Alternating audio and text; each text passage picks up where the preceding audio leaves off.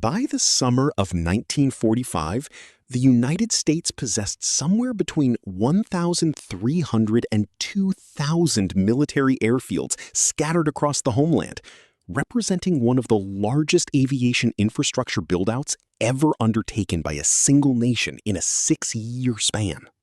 These fields, hammered into existence across dozens of states between 1939 and 1945, now crowded the landscape from the pine barrens of Florida to the high deserts of California, from the wheat country of Kansas to the swamps of Louisiana. Each had been built for one of a handful of specific purposes: training pilots, testing aircraft, defending coastlines, or staging bombers before they crossed an ocean. With the surrender of Germany in May and Japan in August, most of those purposes vanished within months. The question facing the War Department and the newly independent Army Air Forces was immediate and practical. What does one do with over 1,000 airfields that are suddenly unnecessary? The challenge was unprecedented in the history of American infrastructure. Never before had any nation built so much pavement, so many control towers, and so many runway lights, only to find the bulk of it obsolete before the concrete had finished curing.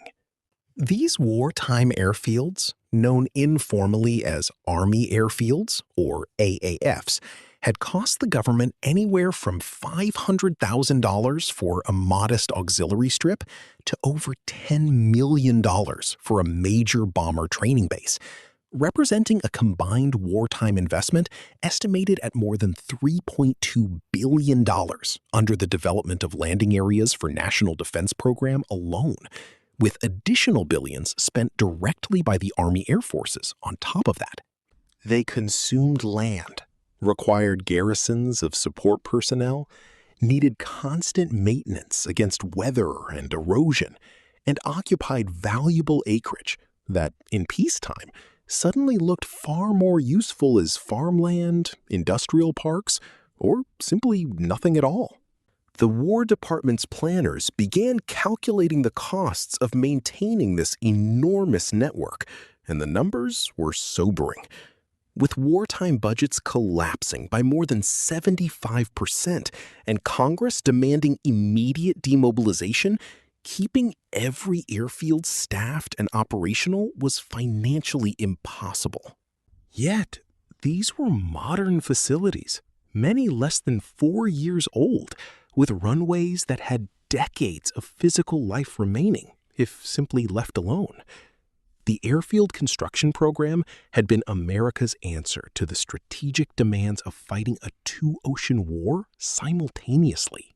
Designed to be built quickly using standardized layouts, prefabricated control towers, and steel mat or asphalt runway systems that could be laid down by combat engineers in weeks rather than years, these fields had multiplied at a pace with no precedent in American history.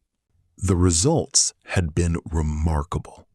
American construction battalions and civilian contractors delivered runways faster than any other category of infrastructure during the war, with some auxiliary fields going from cleared scrubland to operational status in under 60 days.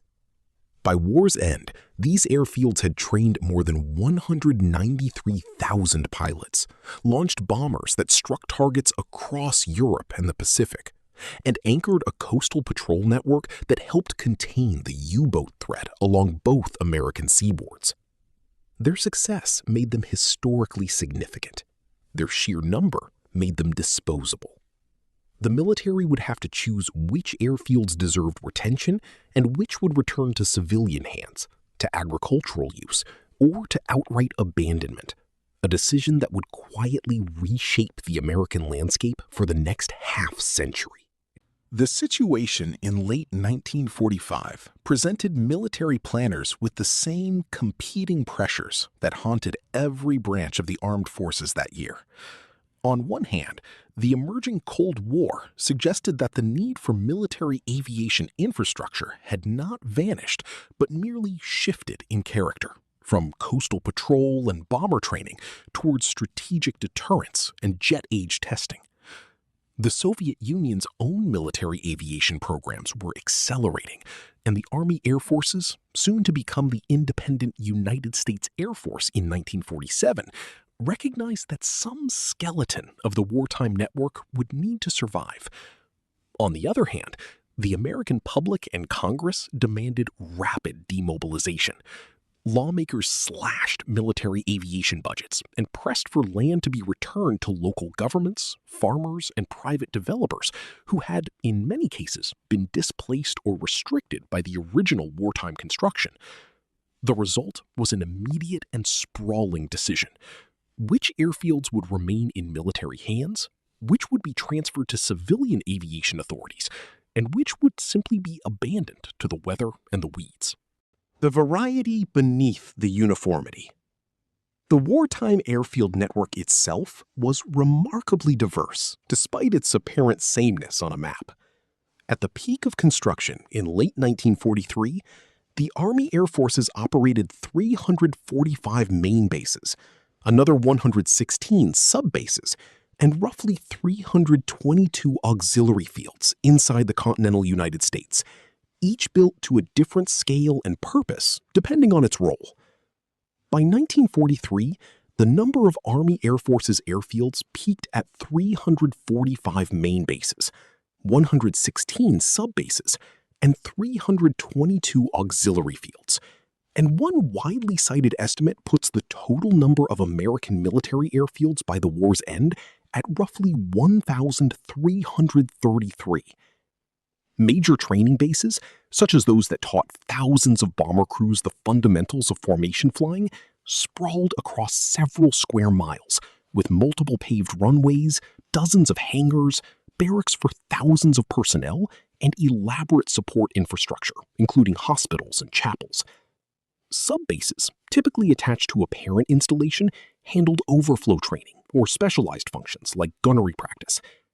Auxiliary fields were the smallest and most numerous category, little more than a single graded strip, a windsock, and perhaps a small fuel depot, scattered near larger bases to give student pilots more room to practice takeoffs and landings without congesting the main runway. This variety complicated every disposal decision that followed. A massive bomber training base with 3 concrete runways, a working sewer system, and brick barracks represented genuine civic infrastructure that a town might fight to keep. A remote auxiliary strip carved out of desert scrub with no permanent buildings represented little more than a liability, an unfenced hazard with no easy peacetime use. Maintaining the full network with its wildly different scales and conditions would have been both impossible and pointless. The Army Air Forces understood this and began sorting fields almost as soon as the war ended. The first wave, surplus declarations. By December 1945, the War Assets Administration, working alongside the Army Air Forces, had formulated its initial disposal framework. More than 500 military airfields were declared surplus and given to cities, counties, or states for civil aviation use immediately after the war, with the understanding that these fields would remain available to the federal government in the event of a future national emergency. This was not pure generosity. Many communities had watched the federal government commandeer farmland, displace residents, or simply build atop land they had originally hoped to develop themselves. Handing the airfields to local governments after the war was, in part, a way of settling those grievances cheaply, while still preserving a usable reserve of aviation infrastructure should the Cold War turn hot. When the Air Force became an independent service in September 1947, it retained only a fraction of the wartime total. The new Air Force had just 90 major active airfields at the moment of its founding, a dramatic contraction from the more than 1,300 that had existed at the war's peak. The remaining several hundred were left to find new lives, or no life at all, in the hands of local governments, private buyers, and in many remote cases, nobody at all. Where the survivors went.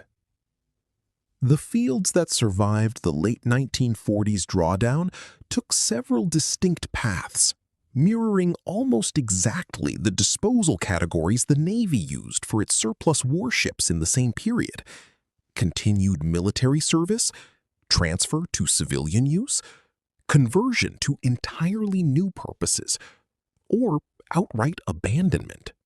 Continued military service claimed the smallest but most strategically important group. Fields with long, sturdy runways near coastlines or major population centers were retained for Air Defense Command duties, as the dawning jet age and the Soviet bomber threat made radar coverage and interceptor basing a higher priority than at any point during the war itself. A number of California's desert training fields, isolated and already equipped with long runways for heavy bomber operations, found a second life as test and research facilities. Several California fields were retained as Air Force installations and served as frontline Cold War bases or experimental aviation sites, with Edwards Air Force Base becoming the most notable example. What had been built to train B-24 crews against the Axis became, within a few short years, the proving ground for supersonic flight and the early American space program. Civilian conversion absorbed the largest number of usable fields.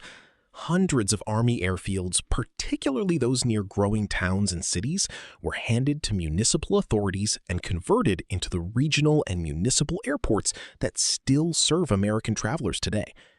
The hard-surfaced runways that the Army had poured for heavy bombers turned out to be a tremendous, almost accidental gift to post-war commercial aviation. A B-17 training strip needed a runway long and strong enough to handle a fully loaded 4-engine bomber, which meant it was already more than adequate for the DC-3s and Convairs entering commercial service in the late 1940s. The traces of these wartime runways remained prominent features at many American airports well into the 1990s, their hard-surfaced runways and parking aprons still visible decades after the war's end. Without this wartime construction boom, the build-out of American commercial aviation in the 1950s and 1960s would have taken years longer and cost vastly more. Conversion to other purposes absorbed a smaller but historically interesting slice of the network.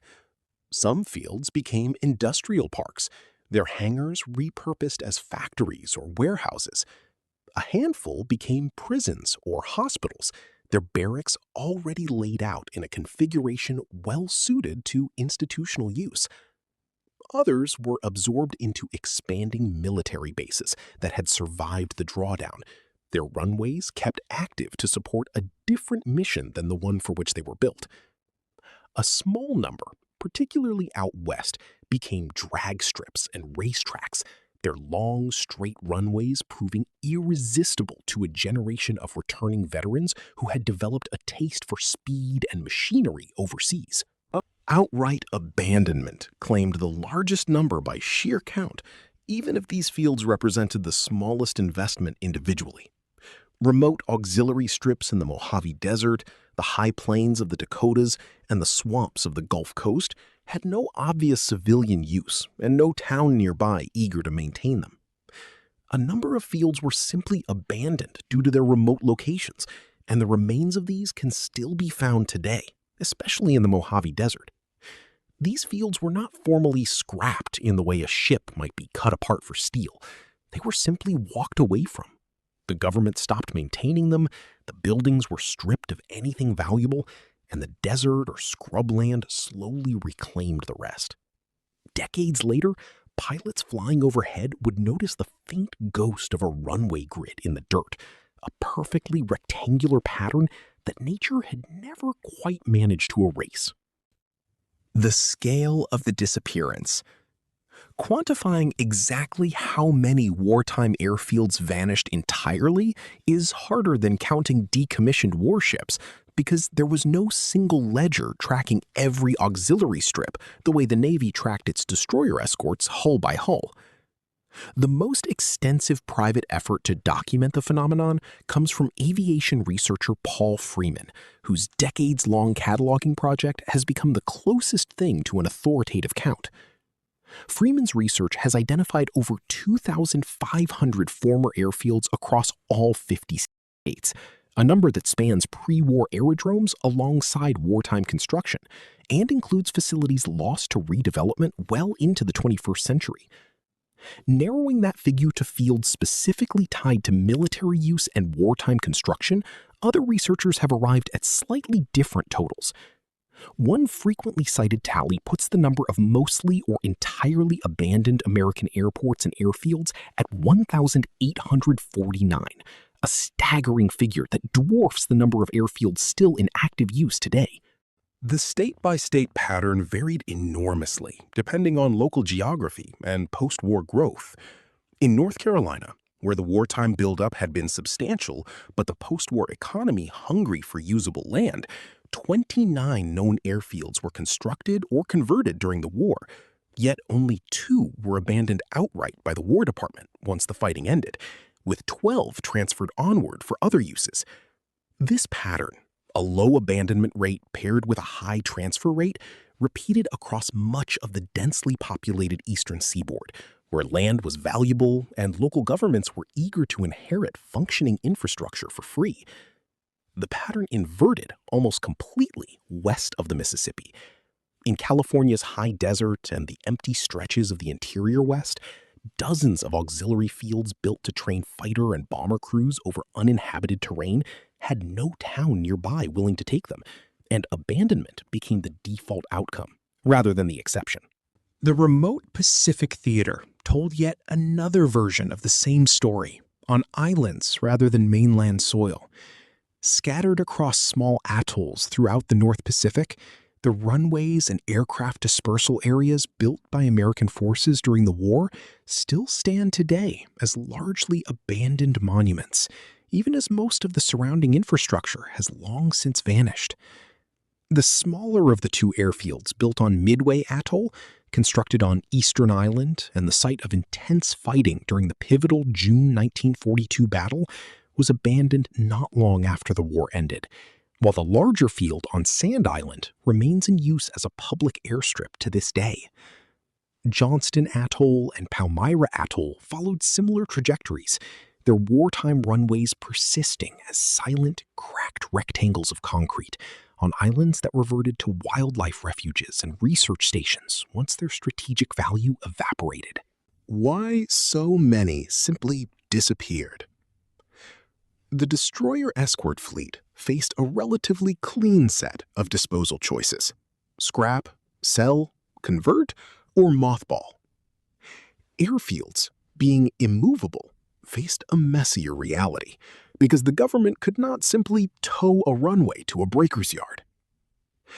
Several forces conspired to erase so much wartime aviation infrastructure so quickly. First, land value pressure worked against preservation almost everywhere, except the most remote sites. A wartime airfield occupied hundreds or even thousands of acres of cleared, leveled land, precisely the kind of real estate that post-war suburban expansion and agricultural recovery wanted most. Returning that land to private hands, whether through sale or restoration to original owners under wartime use agreements, was often the path of least resistance and the path that satisfied the most political constituencies at once. Second, the very durability that made these runways valuable to commercial aviation worked against the more remote and poorly situated fields. A concrete or asphalt runway is expensive to remove, but also expensive to maintain if nobody uses it. Without active maintenance, drainage systems fail, vegetation finds cracks, and a runway that could have served general aviation for decades degrades within a few short years into an unusable, cracked relic. Communities far from major population centers often calculated, correctly in hindsight, that the cost of maintaining an underused municipal airport exceeded any economic benefit it might bring, and many of the fields handed over to local governments in the late 1940s were quietly abandoned a second time within a decade. Third, unlike the destroyer escorts, which had clear cash value as scrap steel, an abandoned airfield had almost no salvage value beyond whatever building stood on it. Hangars could be dismantled and the steel sold, control towers demolished for their materials, but the runway pavement itself was worth more left in place than removed, since removal cost more than the resulting rubble was worth. This created a strange asymmetry. The most expensive piece of wartime airfield infrastructure, the runway itself, was also the piece most likely to simply be left exactly where it was, slowly disintegrating in place, rather than being actively destroyed. Fourth, no equivalent of the Allied scramble for captured German or Japanese military hardware existed here. The United States owned these domestic airfields outright, just as it owned its surplus destroyer escorts, with complete freedom to dispose of them however it chose. There was no international agreement mandating their preservation or destruction, no rival power competing to claim them, and no urgency comparable to the post-war race to study captured enemy aircraft and submarines. This autonomy allowed for more methodical, if slower, decision-making than the chaotic disposal of enemy equipment in occupied territory, but it also meant there was little pressure to act quickly. Airfields with no obvious civilian buyer could simply be deferred indefinitely, and deferred decisions, as with the Navy's surplus ships, often meant deterioration eventually made the question moot on its own. The Korean War interruption. Much as the outbreak of the Korean War in June 1950 reversed the Navy's disposal plans for its destroyer escort reserve fleet, the same conflict briefly reversed the federal government's retreat from military aviation infrastructure.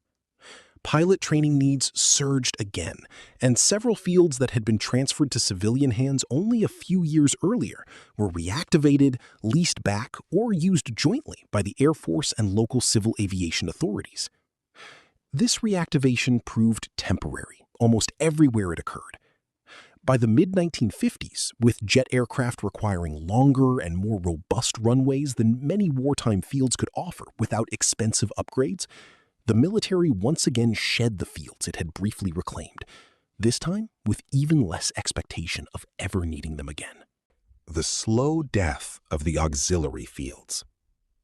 If there is a single category of wartime airfield that best mirrors the fate of the destroyer escort, the smallest, most numerous, and least individually significant class, it is the auxiliary field. These strips, built by the hundreds to give student pilots room to practice away from busy main bases, had no permanent garrison, no significant buildings beyond perhaps a small operation shack, and no obvious peacetime function whatsoever. They were the workhorses of the wartime training program, absorbing the bulk of daily flight operations, while attracting none of the institutional attention given to the larger bases. When the war ended, almost none of them had a constituency arguing for their preservation. Local farmers often wanted their land back outright. Local governments, if they existed nearby at all, rarely saw value in maintaining a strip with no terminal, no services, and no realistic prospect of attracting commercial traffic. The result was a quiet, almost invisible mass abandonment that proceeded with none of the ceremony surrounding the disposal of warships or aircraft. There was no scrapping line, no headline announcement, no final flight commemorated by a local newspaper. The graders and excavators simply stopped coming. Within a decade, the wooden operations shacks had collapsed or been hauled away for lumber. The windsock poles had rusted and fallen, and the runway markings had faded past legibility. Within 2 or 3 decades, in many cases, the only evidence that an airfield had ever existed was a curiously rectangular clearing visible from the air, its edges softened by encroaching brush, its surface slowly cracking into a mosaic of weeds and crumbling asphalt. Okay, good job with that. Now, let's change it up a bit. Instead of reading, I want you to tell me the story in your own words, using as many of the foreign words as possible. Try and speak as fluently as you can. What remains today? The preservation of wartime airfields for historical or museum purposes proved just as limited, proportionally, as the preservation of the destroyer escort fleet. A handful of major installations survived intact because they continued in active military or commercial use, their wartime origins preserved almost by accident of continued utility rather than deliberate historical stewardship. Edwards Air Force Base stands as the most famous example, its wartime desert runways having hosted, in turn, B-24 crews, the first supersonic flight, and decades of experimental aircraft testing.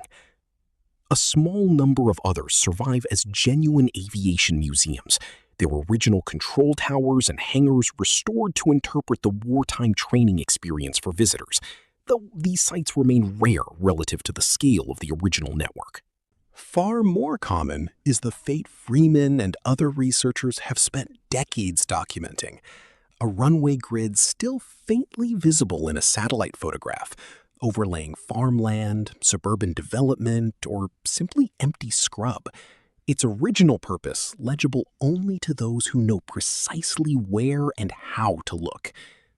Sectional aeronautical charts still mark many of these locations with the small symbol pilots use to indicate an abandoned airfield, a quiet cartographic acknowledgement of a history that the landscape itself has otherwise erased. For pilots flying small aircraft today, these symbols still carry a practical value beyond the historical, since a cracked but intact wartime runway can serve as an emergency landing site decades after its last scheduled flight departed. The technological and institutional legacy? The legacy of America's wartime airfield program extended far beyond the runways themselves. The standardized layouts and rapid construction techniques pioneered between 1939 and 1965 informed post-war civilian airport design for a generation, establishing conventions for runway orientation, taxiway spacing, and approach clearances that shaped American aviation infrastructure long after the wartime fields that originated them had crumbled into scrub.